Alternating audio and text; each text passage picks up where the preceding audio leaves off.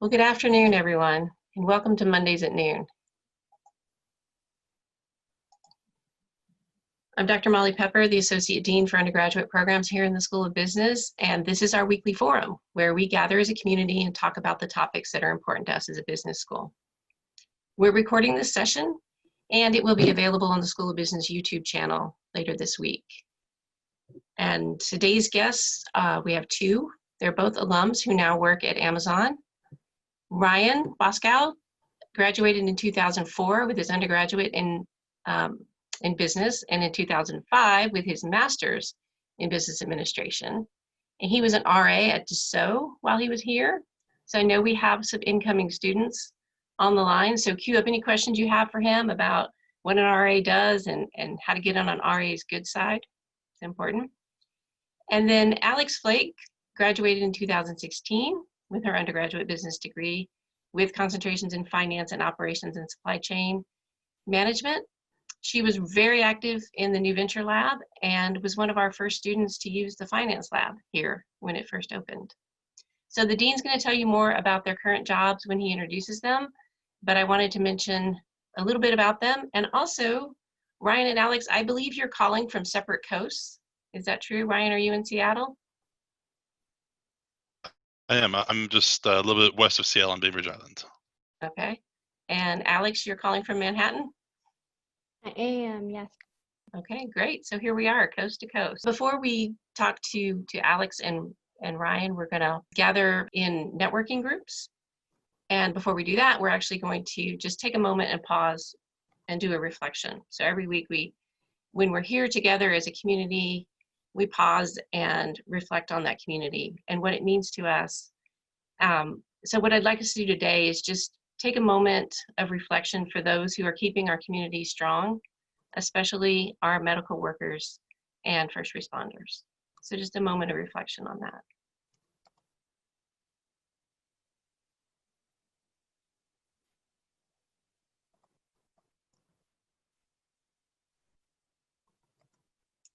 Thank you. Next, we're going to hold our breakout groups to allow for some networking. And then I'll introduce the dean and he'll start the interviews.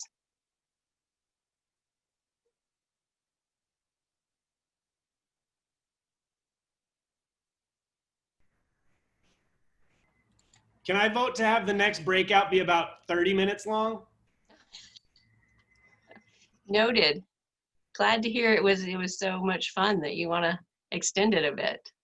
That's great. Well, I hope everyone enjoyed the breakouts as much as Andrew did. That would be a great outcome for us. So now I'd like to hand it over to Dean Ken Anderson to talk with our guests, and please put any questions you have in the chat and Dr. Anderson will be sure to ask them. Ken? Thank you, Molly. Thanks for all your work in putting this together, and welcome to Alex and Ryan. It's good to see you guys again, although I've got Alex on my left and Ryan on my right. We need to switch them to represent the coastal geography, but you know, Molly did a great job introducing both of them, and they are both recent grads of the business school.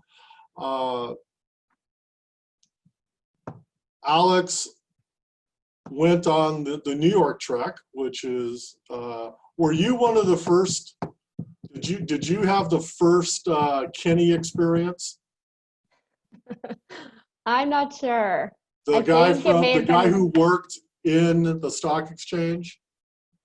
Oh, yes. Yes, I did. That was incredible. I tell that story all the time still. Yeah. So there's a guy that one of our professors ran into on the subway on one of the New York treks, and he works at the stock exchange, who tells a wonderful story weaving the history of the stock exchange in and out. I can see Mary's shaking her head yes. I mean, and Danielle, I know, has met with him. An amazing guy. The reason I bring it up is because the New York trek, which will be virtual this year, sometime in late October, I believe Kenny's going to do a session. And so when you get that email talking about the New York trek, sign up for it if for no other reason than to listen to him tell his stories about the New York Stock Exchange. It's quite, it's informative and emotional and entertaining all at the same time. So anyway, Alex now, as Molly mentioned, lives in Manhattan. And after being 3 years in finance with Amazon, she is now a senior program manager, and we'll talk to her a little bit about what that means. And Molly mentioned Ryan with his 2 degrees from Gonzaga and his work as a resident assistant in Dassault during his time here. And he is a senior program manager and talent advisor in the Amazon student program. So we'll talk a little bit about that with him as well. So again, both of you, Ryan and Alex, thank you for being with us today and taking the time. And Alex, we'll start with you, and Ryan, I'll follow up with the same question. Talk about your choice of Gonzaga and what attracted you to our university. Yeah, absolutely. I think when I look back on my decision making for Gonzaga, the story is probably pretty general for a lot of us of maybe wasn't initially thinking or wasn't sure where I wanted to go. And then after you get onto the campus and meet some of the students and the teachers, it's an instant persuasion. So I was definitely one of those cases. Unfortunately, the school that I was initially thinking I was going to attend was Santa Clara, so definitely happy with my decision to come to Gonzaga. I think just the level of excitement that you walk on campus, the inclusiveness of the people, sat in on several classes with a friend who was a year older with me, so got to shadow her for a day. The small class size, I think, was a huge plus. So being able to kind of witness firsthand the caring of the people here was ultimately really what was the deciding factor. Oh, I think you might be on mute, Ken. How about you, Ryan? A lot of similar reasons, actually. I mean, I was admitted to about 5 different universities, and I was trying to pick between different places, all over the U.S. But I'm from kind of a mix of Western Washington and Leavenworth, Washington. I wanted something that was kind of within the state, but far enough away from home that my parents weren't going to show up for meals. I love the Jesuit identity that we had at Gonzaga. I think that we still have now, obviously. The concept of servant leadership and the opportunities for volunteer work or other opportunities outside of class, the opportunities for extracurriculars was a huge selling point for me. And I think the other big thing too, though, is just looking at Gonzaga between state schools. The liberal arts education, the ability to really make it easy to go abroad and study abroad, as well as just not just the small class size, but the faculty to student ratio of actual tenured faculty was amazing. Not only that, even there are some classes you're going to have that are taught by adjuncts, but one thing I loved was that even within the school of business, the adjuncts we had were people that were working full time in the field, and they would come in and they'd be teaching courses as well at Gonzaga. So it's someone that's really there doing the job full time as well. So having that mix of both kind of the academic knowledge with the experiential knowledge was really what sold it for me. And I think so is one of the things that makes the school business so strong right now. Thank you. Yeah, both of you, in your own way, took advantage of the ability. We talk about students being able to do more than one thing while they're in the business school at Gonzaga. And both of you had more than one concentration. Ryan, I believe you went to Florence. Alex, you went to, on Trex and Hogan and a whole list of things, and you were able to accomplish those things in a relatively efficient amount of time. So that's one of the things that we talk about. Ryan, what we talked about greatest lessons or things you took away from Gonzaga. What type of things would you mention? Number one, Florence, hands down for sure. Really, any study abroad opportunity. I think my the last 12 or 13 years of my career have been spent entirely on college student recruiting. And you can almost always identify a student who has had a chance to live somewhere outside the US versus those who haven't.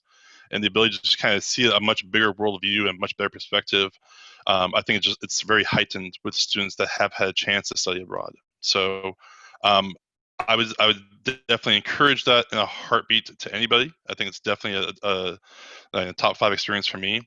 If you're worried about anything in cost, I mean, folks, I'm 37 years old. I'm still paying off student loans from Florence, and I don't regret it at all.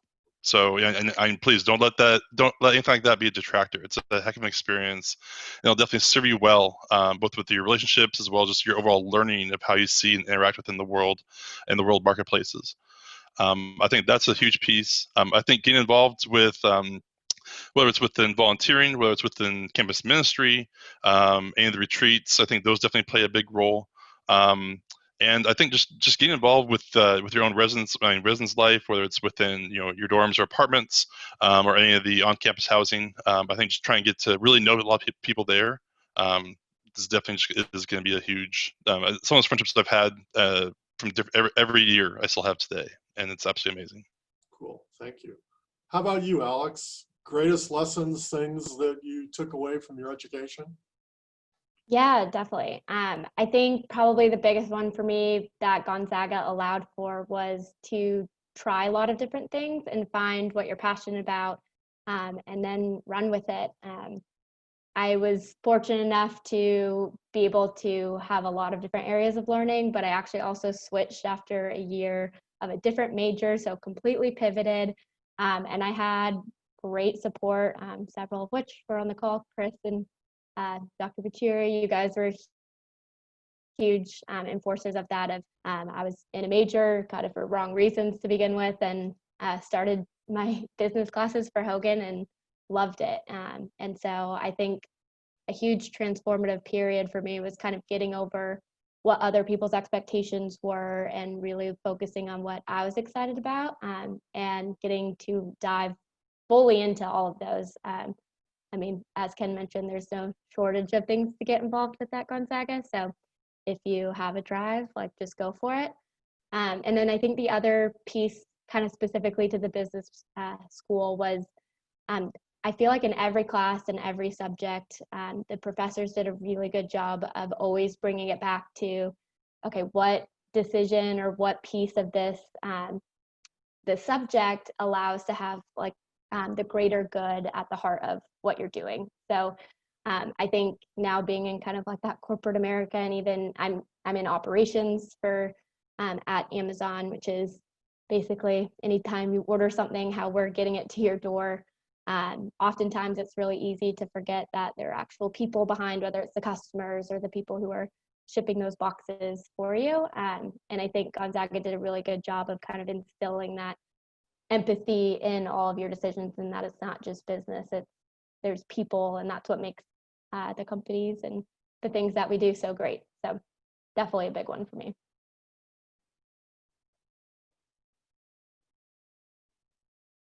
Oh, So Alex, what attracted you to Amazon, and how did it more or less fit with your education at Gonzaga?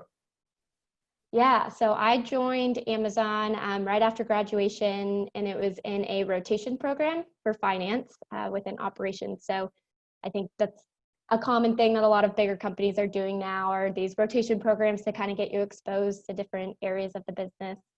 Mine was all in operations finance, so it's a little bit more specific, but it's a pretty big umbrella. So I got to have a lot of different roles in that. So that was one of the pieces that naturally kind of sparked my interest. Is love to travel. It was all over the country. So my first rotation was in New Jersey.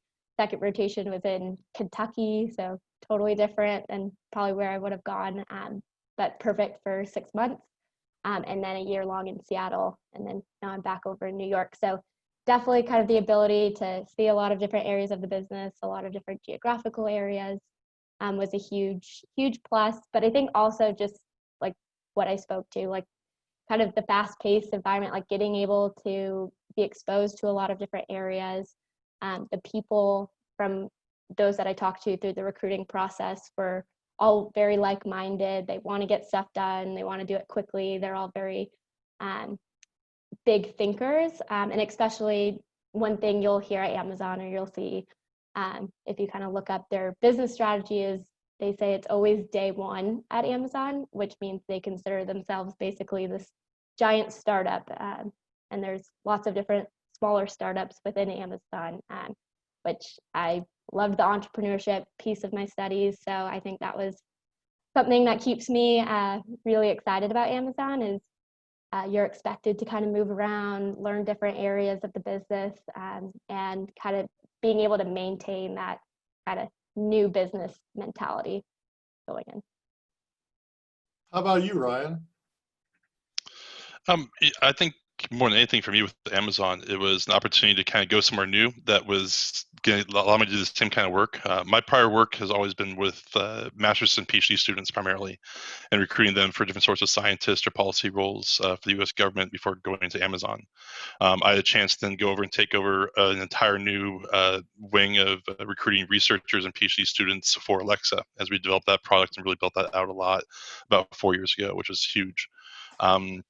I think one of the things that also drove me there was just, to Alex's point, the opportunity to work on a wide variety of things and to have chances to kind of go different places. And when you're ready, you can, similar to Gonzaga, where you can try so many different things. Amazon has that as well. I mean, we don't have any policies here saying that, you must be in the same job for at least, 3 months or 6 months or that sort of thing before you move locations, before you move teams or businesses or organizations.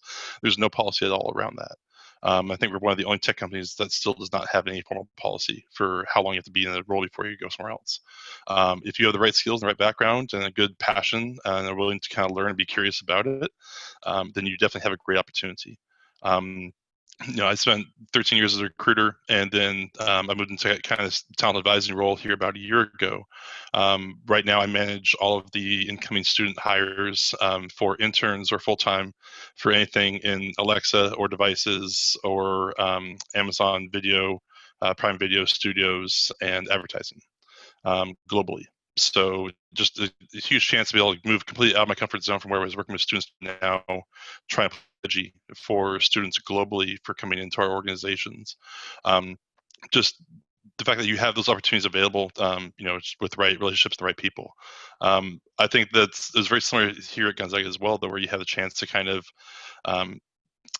the phrase we use at Amazon is start with the customer and work backwards in every single thing that we do. And I think Gonzaga kind of did that as well with starting with a student and working backwards from there. What's going to be the best opportunity for the student? What's going to make the right opportunities? Where can we create other ways to better empower or enable students to have the right development? I think that's kind of what we saw at Gonzaga, and it's definitely what we see at Amazon. So can you talk a little bit more about what a talent advisor does? It's a cool title, right? You advise talent, and we know there's lots of that at Amazon, but can you kind of walk us through the basics of that? Yeah, it's really strategy and planning. And so we're the ones that are trying to help identify what is the workforce that we're going to need tomorrow. So less of, what do we need to fill today? What do we need tomorrow? Do I need to have more engineers? Do I need more MBA students? Do we need to have less hires in Seattle? Do we need to focus on more hires in, our other HQ2 operations? What are we doing internationally? So we constantly work on international expansion. I've actually been awake since about 4 a.m. this morning, working with teams in the EU as we work on expansions in the UK, Italy, and Spain.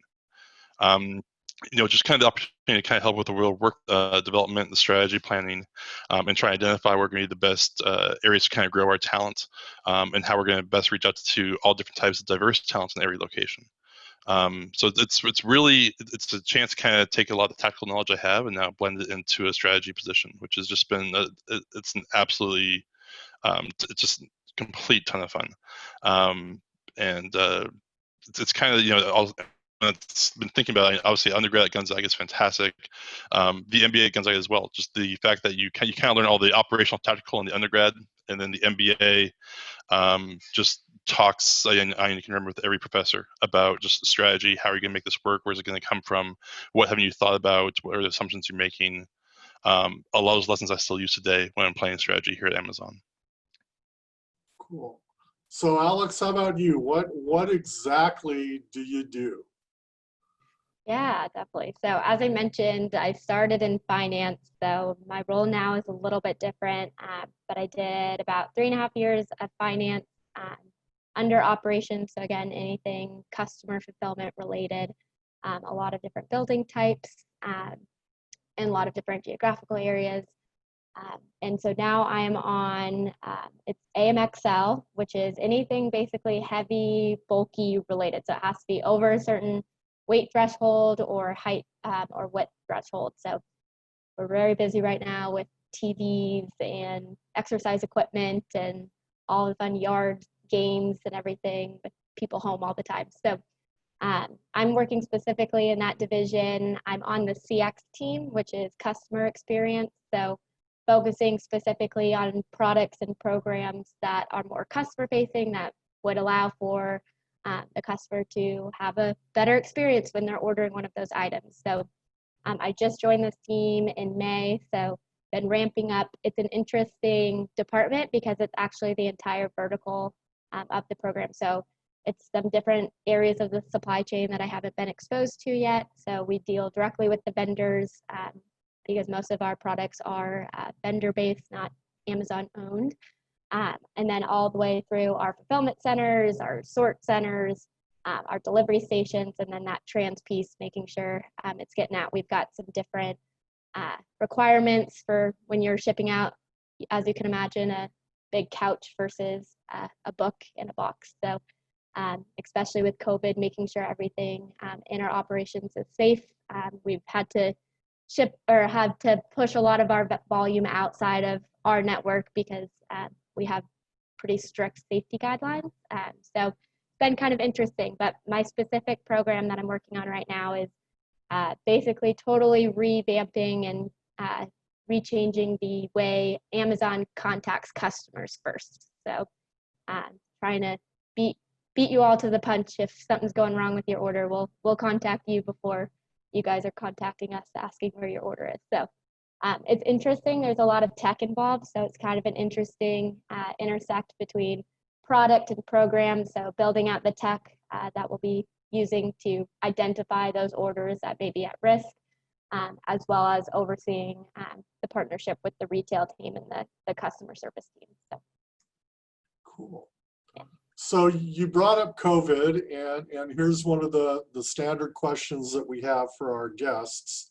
Outside of working from home or off-site, and you mentioned this a little bit, Alex, how has COVID impacted what you do in your job?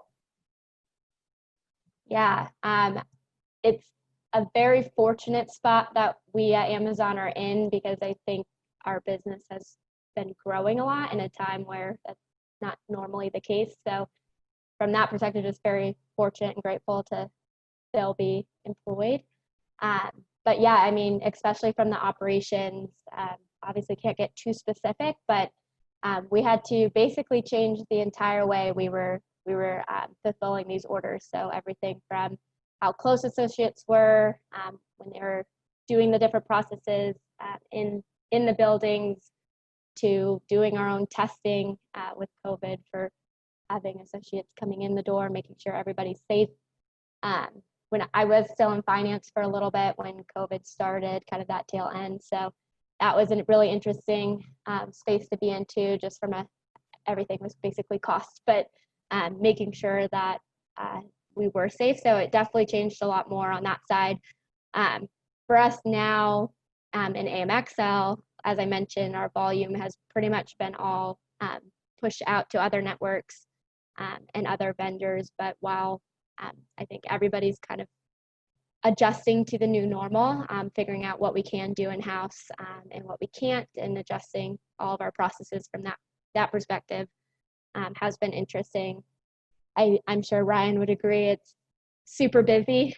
So it's just all this uncharted territory. I mean, preaching to the choir with all the teachers on the phone, but like it's just completely unprecedented processes and kind of not knowing what direction everything is headed and what's going to change permanently has been a struggle to work through, but I think everybody's maintained a pretty good attitude of, we'll figure it out.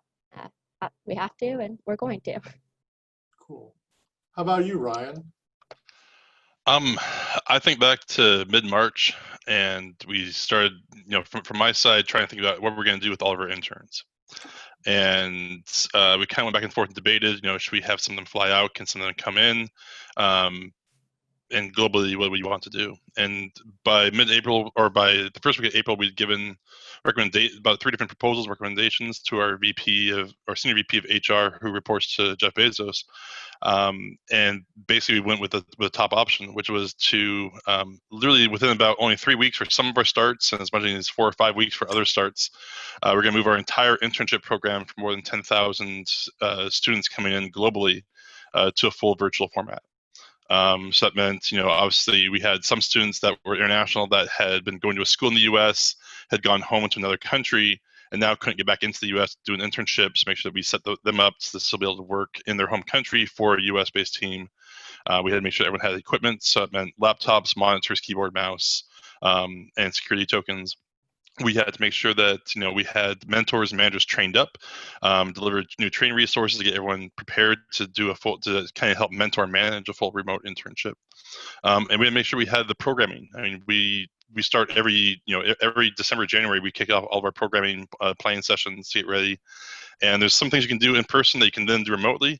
There are several other things you have between, kind of exploring the cities and different places to go where you can't really do that remotely without someone there physically. So trying to revamp all that programming within, really is that those 6 weeks between March 15th and April 30th to kind of do an about face and kind of take the entire program we had planned for our, 10,000 plus interns globally and turn that upside down to make it work for a remote internship.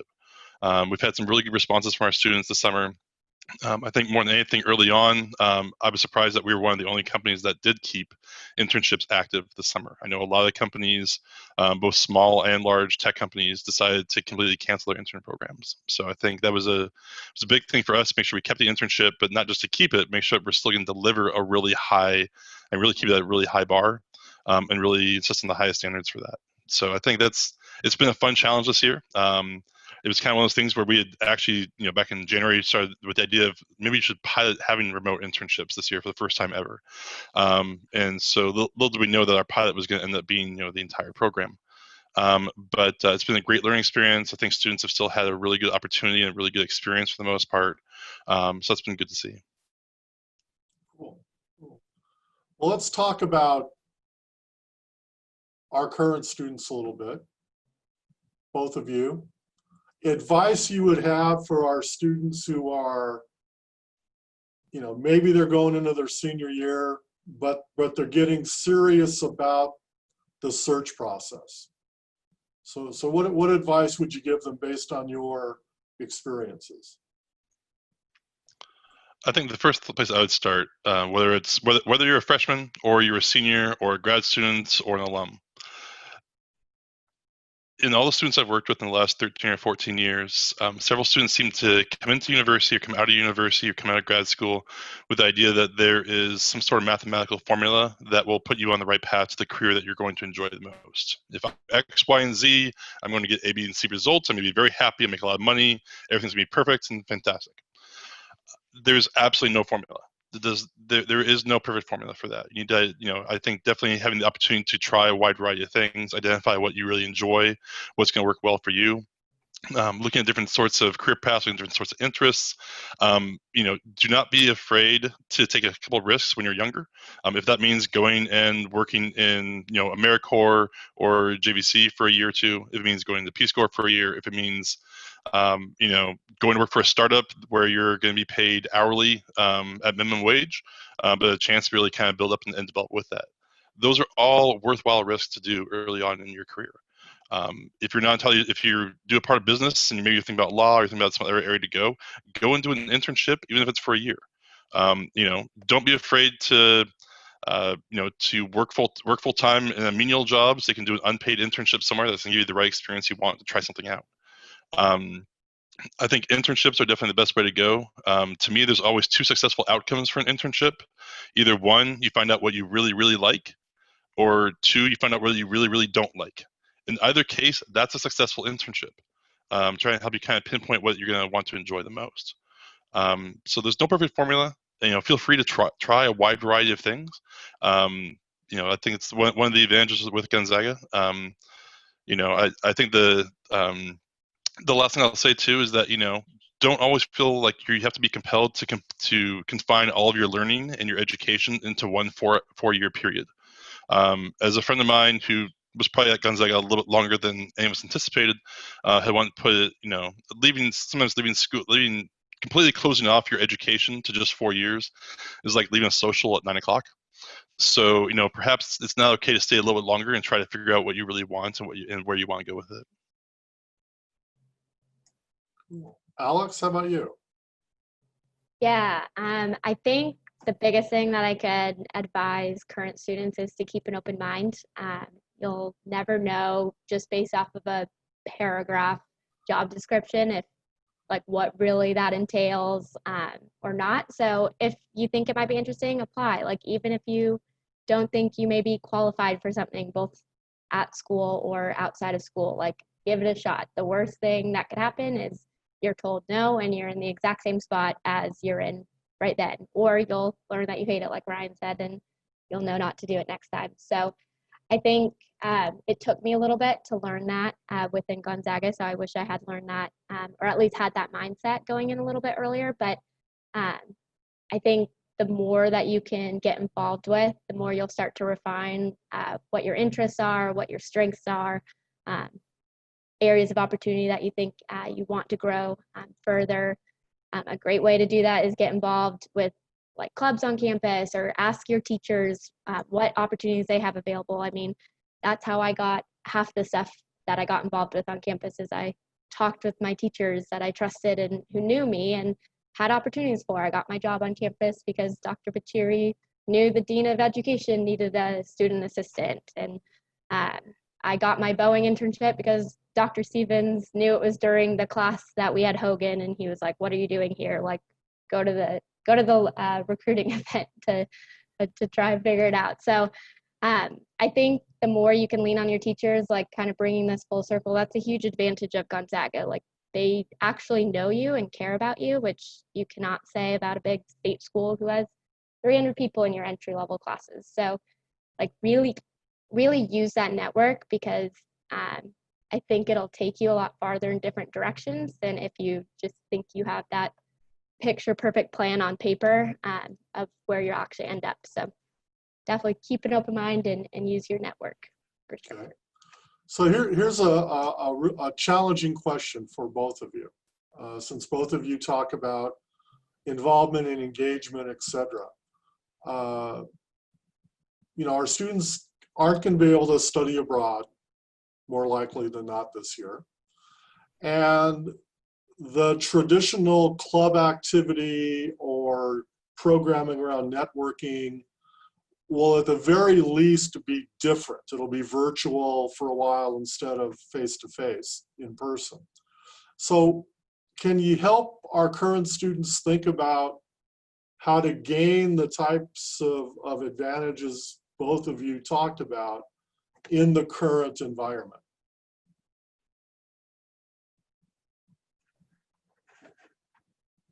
Yeah, it's definitely tough. I mean, I think we're even trying to do the same thing at work too, of maintaining that, trying to replicate the same environment you have when you're all sitting in the same office and being able to bounce ideas off of each other.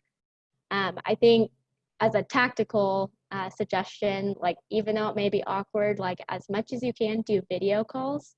That has helped a lot with my teams of just having that interaction face to face. A lot of times, you probably would be all meeting as a small group together, or meeting your teacher in office hours. So if you can be as in person as you can, I think that has been a huge help for me.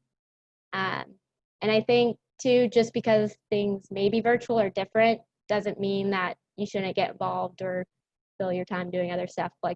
You'll have to maybe try a little bit harder. You have to actively make time for it, when maybe in reality, off COVID times, you would already be on campus, so it didn't feel as big of an effort. But schedule time like in your calendar, even if you don't have class, like when you're in that mindset, so that you're still kind of thinking school, thinking that club. Because when you're home all the time, it can definitely, much less like living with friends or trying to meet friends if you're a freshman, it can get easy. So I think there's still a lot of opportunities to be able to meet people, expand your network and your skill set. Cool. How about you, Ryan? I would echo what Alex said. I mean, I think it's number one, the video chat thing is huge. I know for us, at least, working from home now since March 4th, that's been, I've had 3 new people join my team that are all also based in Seattle. And I've still never met them face to face, other than what I've seen on video chat. I think part of the thing there is going beyond just, a meeting with a faculty member or meeting with, like another project team. I mean, feel free to reach out to other people that have similar interests and backgrounds and that sort of thing, and see if they just want to chat where we both have a cup of coffee and call it good. Or be able to chat over different things or gaming or anything else. I think there's some tremendous opportunities for that. I think that once we get more to a point that we can kind of be at least outdoors. If you are going to be on campus this fall, there's obviously socially distance. There's plenty of things you can do outside, be able to kind of see different people and see things. I would strongly recommend that as much as you can. If you're from Washington State, you'll be fine outside in Spokane without anything more than shorts and a sweatshirt until at least November or December. If you're from Southern California, that date for you is more like October 1st. So you'll nothing else. You have the first 5 or 6 weeks. You have plenty of time to get out, see people, explore, that kind of thing. There's I think more than anything else, the more you can do to kind of get out and get away from the 4 walls in which you're sitting is a huge piece. It's really easy for me to I've been in this space now for 5 months, for 5 days a week. And my wife has to come in and drag me out to make sure that I actually go outside and see sunshine and to go out and see things, take the dogs for a walk and that sort of thing. Same thing in Spokane. I mean, if you're on campus, it's easy to walk downtown. It's very simple. You can stay social distance from everyone else, but I would say just make sure that you get out and away from your 4 walls. That'll definitely help just make sure that you keep that perspective of the wider variety of opportunities. Last question, kind of bringing a couple things together. Advice, tips, things you've read, your own experiences. How would you suggest new students or even current students get to know their professors better?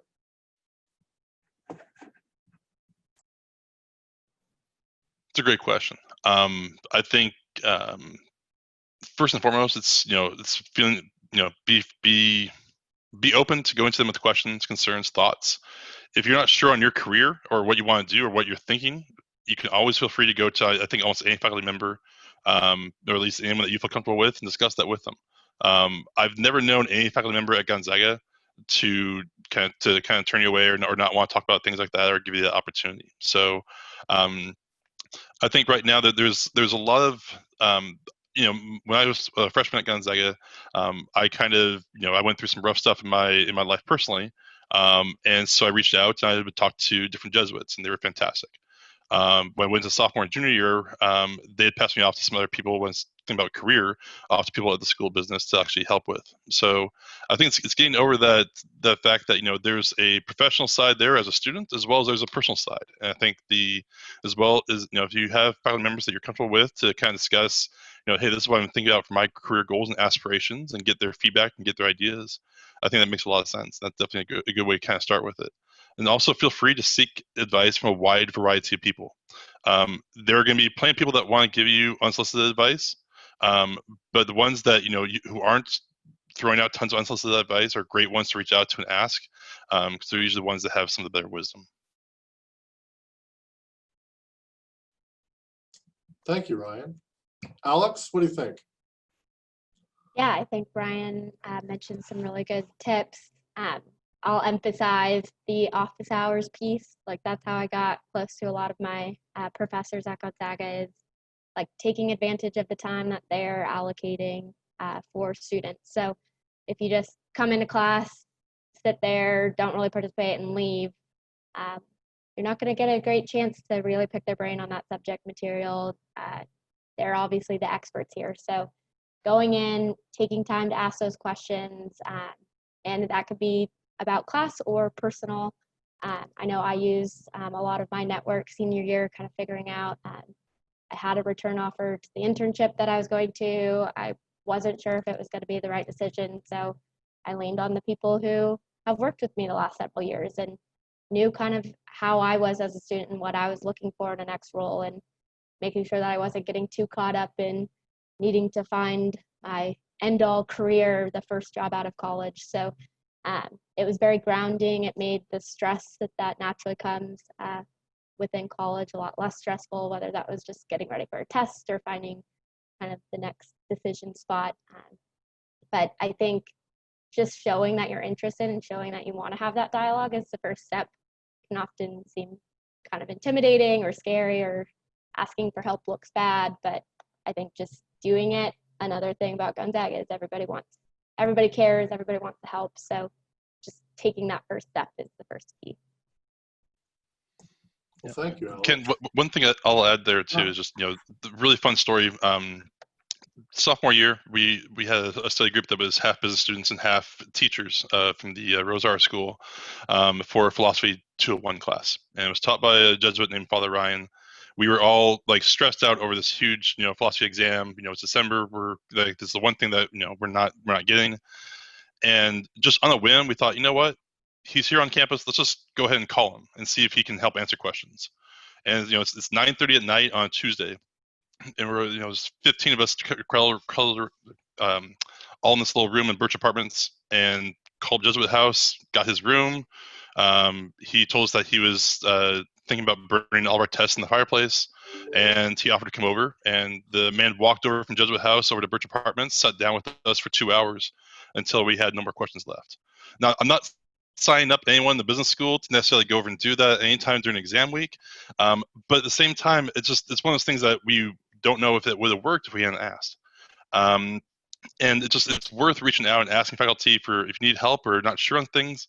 It's always worth reaching out, trying to find ways to do that. And sometimes you get some of those really good connections that are going to really help you with your career. Cool. Well, it's going to be hard to top that story, Ryan. So thank you. Appreciate it. Appreciate everybody taking the time today, but especially Alex and Ryan from their separate coasts, taking the time to talk about what they do at Amazon and their experiences at Gonzaga. So thank you both very much. Really appreciate it. And everybody stay well and be safe. Molly, any closing words? I guess just thanks for being here. And next week, we're going to be talking with an alum from Nike. So please join us for Mondays at noon. Thank you all. Have a good day.